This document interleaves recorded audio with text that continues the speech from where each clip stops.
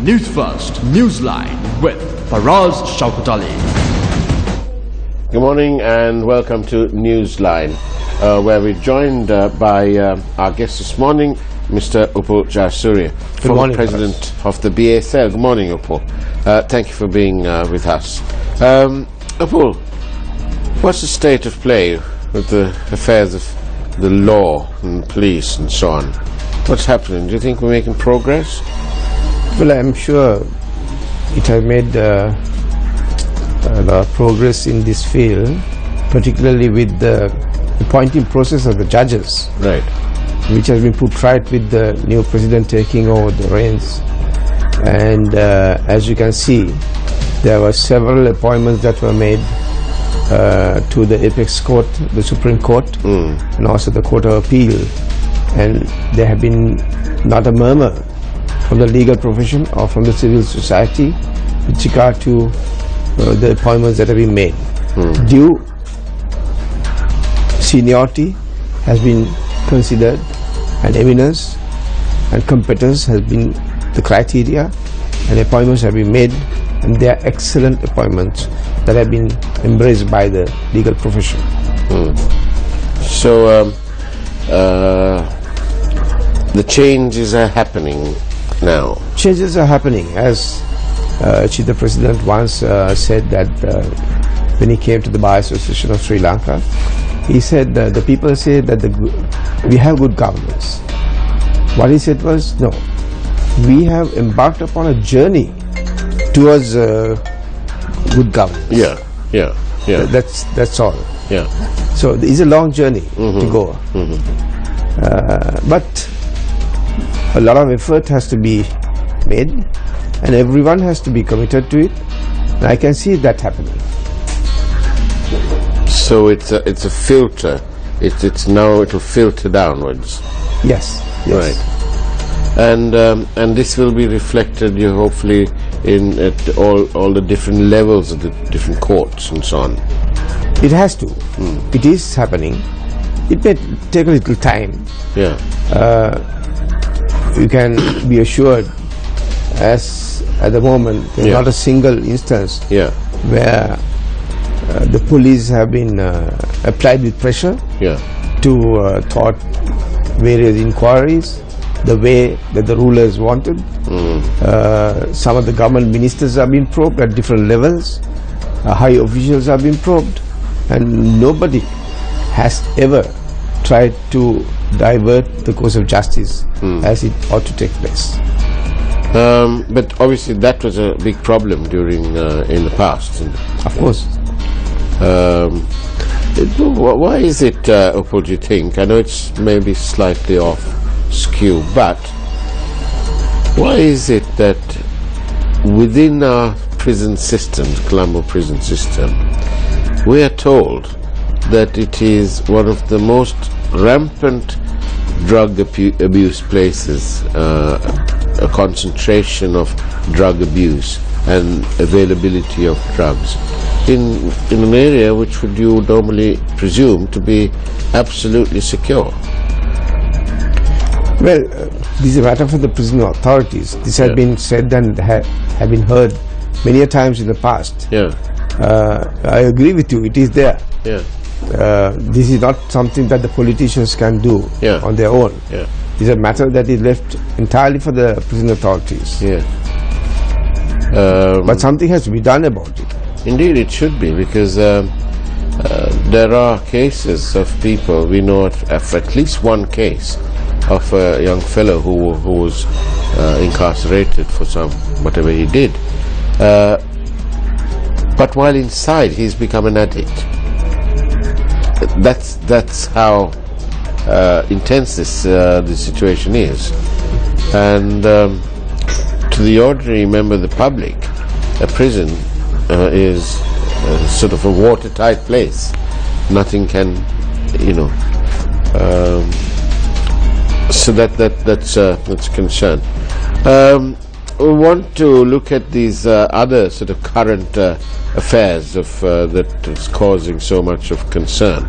Before we get on to the other affairs, I'll just make this comment about the prisons. Look at what happened some time back maybe more than a year and a half back, where in a so-called prison riot, the forces entered, and in broad daylight they massacred about 35 people. That's right. All identified people. Correct. The prison is a place where they are protected. Indeed. If there is no protection for prisoners inside the prison, and if they have been just shot dead, having been identified, what more protection are you talking about? That's right. If their lives are not safe, then what are we talking about? Drugs. That's a huge problem. That's right. I actually did write an article sometime back about that same matter, and it was astonishing because we did speak to a lady whose son was serving I think a 15-year or 20-year term, and the son had called her during what we later found was the height of the riot, and had told his mum that he was quite removed from all this because he was in his cell, which is away in a hall away from the trouble, and that was around 10 o'clock or 11 o'clock at night, and he'd called again in the early hours of the morning, and yet she got a call from a fellow inmate of her son's in the morning, after sort of 8-9 o'clock in the morning, and he'd said that he's sorry to tell her, but her son had died. That was a sad state of affairs that existed there. And so this lady was wondering how it is that if her son was in the cell, and how could he end up dead? And that we had this other chap who said that, well, I was asked to get out of the cell, to get lost. And thereafter he found that this chap, his fellow inmate, had died. So there was obviously some sort of problem, which is still, the report's still not out, or if it is, it's very watered. Yeah, but what happened was at that time, during the previous regime, there were people at the very top, the people who are vested with the authority of investigating into these incidents, like the forensic people, like the top brass of the police. It is they who took steps to cover these incidents. Take, for instance, Tajuddin murder. The very senior police officer came at 2 o'clock in the morning, and then he covered all the evidence. He destroyed all the evidence. And look at the forensic report.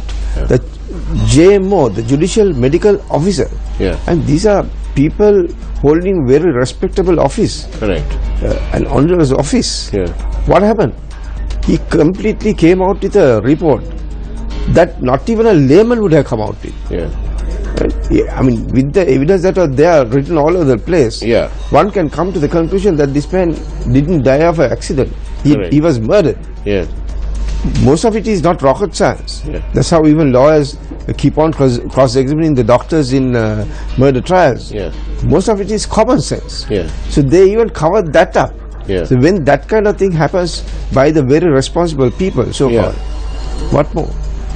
But it appears that I'm wondering whether we have learned a lesson from the Tajuddin investigation, which is so clearly and apparently sort of fixed, for want of a better word. But we had recently claimed that there was a minister involved in a hit-and-run incident. But to me, why not examine those cameras that are omnipresent now, and openly say, look, we've examined that, we've done it, there's no evidence, and stop the speculation. Yes, in this instance, I saw in the papers that the learned magistrate has made order that the cameras should be checked. So it's a matter for the police to do it. So, and there are obviously people who are watching the interest of the prosecution. Indeed. So I'm sure they know the order that have been made, so it is for them to ensure that the orders are implemented. If the police are failing in their duty, then there is a police commission, an independent commission that has been set up, and they must complain. Now that there's all these independent commissions being set up, a member of the public a number of times people have raised the same question. They said, right, okay, so we've got these guys arrested, or we've got them under investigation, we have this independent commission, but what about the money that they've robbed from the people? What steps, is there enough laws or procedures to permit us, the authorities, to retrieve the money? You know, like the American, the DEA have so much of power to go after assets. If it's under the Money Laundering Act, there is provision to confiscate all the assets of such people. And also under the bribery and corruption law, there is opening in that. There are provisions. But sometimes it happens, the money passes from the first person to the second, and to the third, and the fourth. In such situations, it's very difficult to point the finger. And also in certain other instances, they buy this, they use this money and they buy properties in the name of third parties who are not talking about it. And maybe another fourth party sometimes. So there again, to establish the link between the wrongdoer or the guy corrupt who made the money in a corrupt way, and the person who has purchased the properties in somebody else's name, probably holding in trust for that person, is difficult. So it takes a lot of time. That is why I think in some of these instances it's taking time. Frustratingly taking time. On that note, we'll take a short break and do rejoin Newsline just after this break.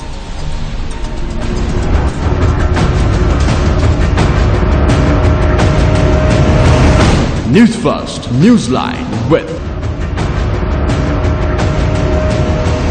Newsfirst, Newsline with Faraz Shaukatali.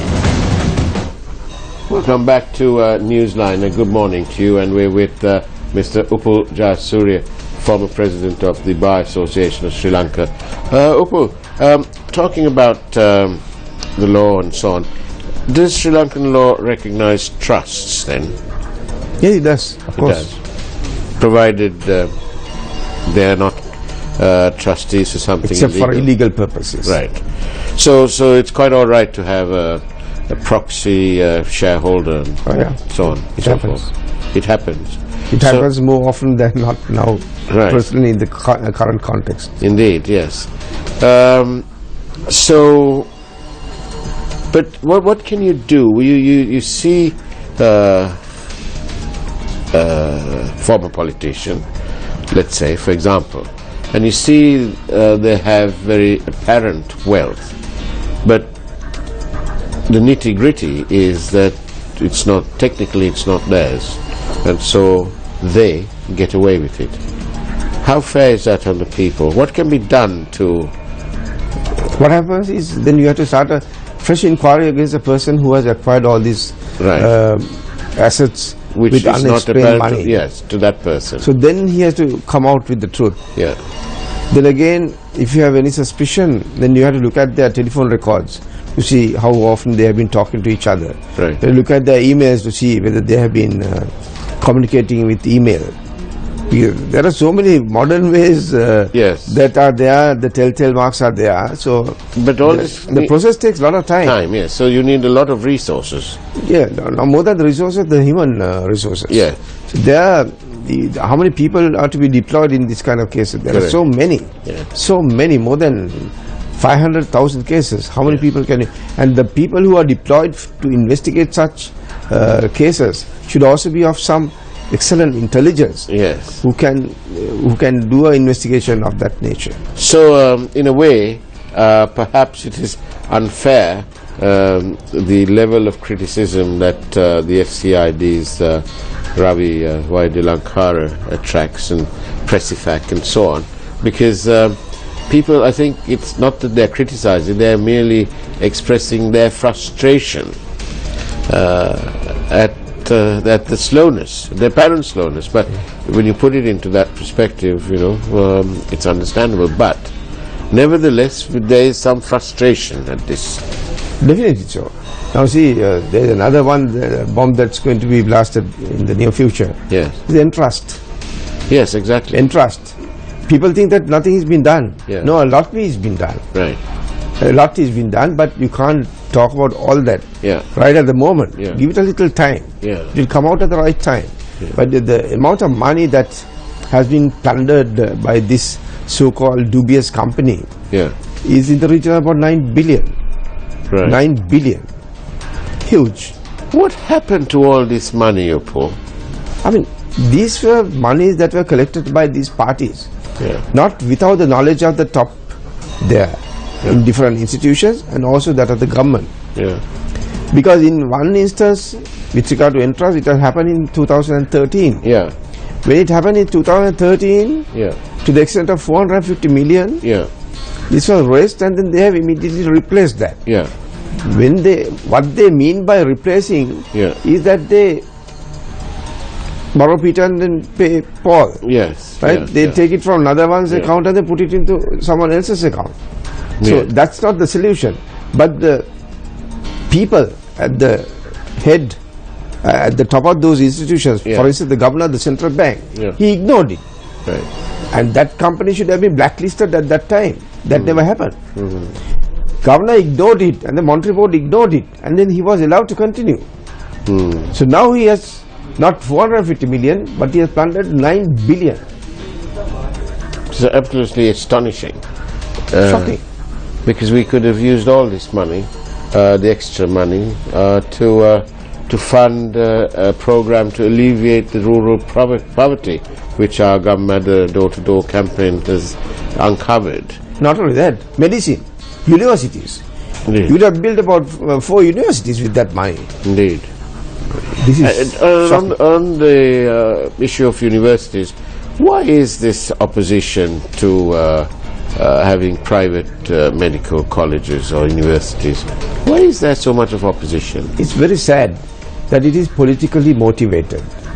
Whatever this Saitem thing was approved and then started not by the current government but by the previous government. I think during Mrs. Bandaranaike's time also, she was for private universities. Look at any other foreign country. One of the main income earners in those countries is education. Take Japan, take Australia. Now a few weeks back, I think in January in Sri Lanka, there was a Australian education fair. Several, I think about 20 universities from Australia came to Sri Lanka and they had the fair. What do you mean by these fairs? They are enticing the Sri Lankan students to come and study in those universities. Indeed, if you are talking about the field of medicine, there are about more than 500 students who are going and they're studying in outside the universities out of Sri Lanka. Now, if you go to the West, it will cost you per student something in the region of about 40 million rupees. Just imagine for 500 students, it would be maybe about 50 billion. Is foreign exchange being taken out of the country. Now, who are these people who are sending money for their children? These are not multi-billionaires or the Mudalalis who are doing this. These are the hard-earned monies of the parents who value the education. Some of them are teachers, some of them are principals, some of them are professionals. So they sell some of their properties and then get this money and then send their children, because this is the best investment that one can make, not to keep the money in the bank account or in some property. So what is happening with our children? Some of the children who are now studying in the universities, they are not being presented the correct picture. Probably that has not been, they have not been engaged with a dialogue to make them understand what really is happening. It's not anything that's happening to them. You are trying to get some more children of our own country educated at a more reasonable cost. If there is a problem with regard to the selection process of the students for these private medical colleges, that is something that can be solved. In fact, the UGC can step in and they say, okay, we will give the option of pursuing the medical career in a private university on the Z score. On the Z score. If you can afford it, you take it. If you can't afford it, you just leave it alone. But that does not mean in principle that we should look away from the system of private education. Now take the universities. How much we are spending on the university. Now if you look at the lecture halls, how many hours of the day are they being utilized? If you ask a vice chancellor or the university heads down, they will tell you, I don't think even, maybe for a day it's about 3 hours. Oh, I see. That is being utilized. Look at the underutilized time and the waste of opportunity and the resources that we have.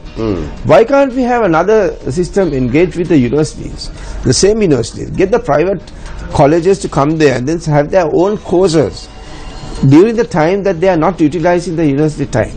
Right.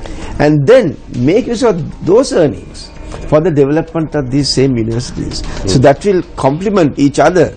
So the general university system will be complemented with the monies that are earned by the private courses that have been conducted there.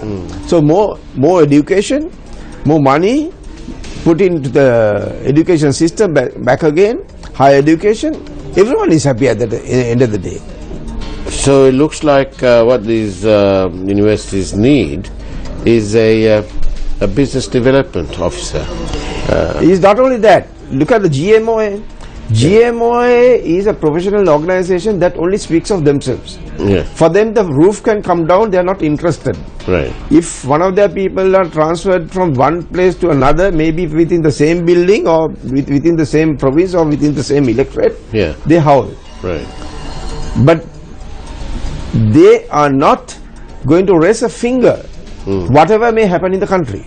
Did they ever take up any cause of the common causes of the people? No. It was only the Bar Association of Sri Lanka. I am proud to say the lawyers are not very popular in the society. They have been criticized at different times. But it was only the lawyers, irrespective of their political views that they hold. They got together to say what is right and what is wrong. The credit goes to the legal profession and not to any other profession in this country.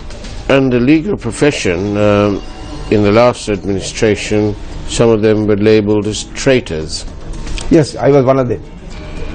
For appearing for some I think for appearing for Lasantha Wickramatunge and Sana leader, myself, Mr. Sumanthiran and Mr. Srinath Pereira were called traitors. That was their understanding of the word traitors.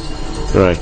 And do you think in a sort of a reverse, in a reversal of fortune and power, that it is the same law and the independence of this law that is now protecting those that were in power? Yes. That is poetic justice. That is poetic justice, isn't it? Because now they have to rely on that same law to treat the same journalists whom they were hounding. Now they are pleading with them and then going to their houses and then doing everything possible to make them pleased with those same personalities. Indeed. So what goes around comes round. We have a few minutes. Upul, how sound is? I know you don't want to talk about specific investments on, but how sound is the investment climate for FDI investors to come to Sri Lanka? Well, if you look at the immediate past situation that existed prior to the new regime taking over on the 8th of January 2015, in November 2014, a law came several laws that were brought in. One was with regard to the transfers. No foreigner could take over even a lease without having to pay 15% as stamp duty on the total value of the lease rental for whatever the number of years. Right. So if you are taking for 99 years, the lease rental per month is multiplied into 99 years and then 15% of that has to be paid. No foreigner liked it. The foreigners ran away, having heard that this kind of a discriminatory process is now been adopted in Sri Lanka, number one. Number two was there was another law that was brought in which was popularly known as the Underperforming Act, taking over about 35 to 40 companies that were owned by the private sector. And this again was in violation of a constitutional guarantee that had been given in Article 157 of the Constitution, which says that whichever the countries there are investment protection agreements that are entered into, such investments shall be protected from acquisition and so on. Yeah. So that again the constitutional guarantee was violated. Yeah. So now the lease, the stamp duty, 50% stamp duty has been taken away by the last budget. Now with regard to the other one, the amount of effort one has to take to convince people that your investment are protected is so much, but we can't say it in words. Right. So with the making of the new constitution, I think we are now looking at, we are suggesting that it be looked at, giving a better protection, where even it is made even a fundamental right that not necessarily from countries where there are investment protection agreement, from every country, but also from Sri Lanka. Why only the outsiders? Even a Sri Lankan making an investment in whatever the business that he may engage in, and such investment should be protected. It should not be something that is extended only to, and this should be incorporated, I suggest, in my personal view, as a fundamental right that can even be enforced in the highest court of the country, the Supreme Court. And very quickly, can a foreigner own property in Sri Lanka without a special tax, or what's the at the moment, even with a tax, it is prohibited. Not even with a tax, it is allowed. So you can't have you can't own fully. You can only own up to 40%. Or you can only own up to 49%. Right. Now, that has created a further problem. Now there are public quoted companies. Indeed. And the public quoted companies, the shareholding may be 49%. But these are shares that are sold in the stock market. If the stocks are purchased by another 100 shares in excess of the 49%, the entire company has to gets into a problem. They can't own such. So hopefully between Malik Samaravikrama, Ravi Karunayaka and the legal draftsman, maybe these things will be amended? It will be looked at. It has to be amended. It has to be amended. Upul Jayasuriya, thank you very much for being on Newsline this morning. Thank you. We appreciate your presence. And thank you for watching Newsline. We hope to see you same time, same place tomorrow. In the meantime, take care and God bless.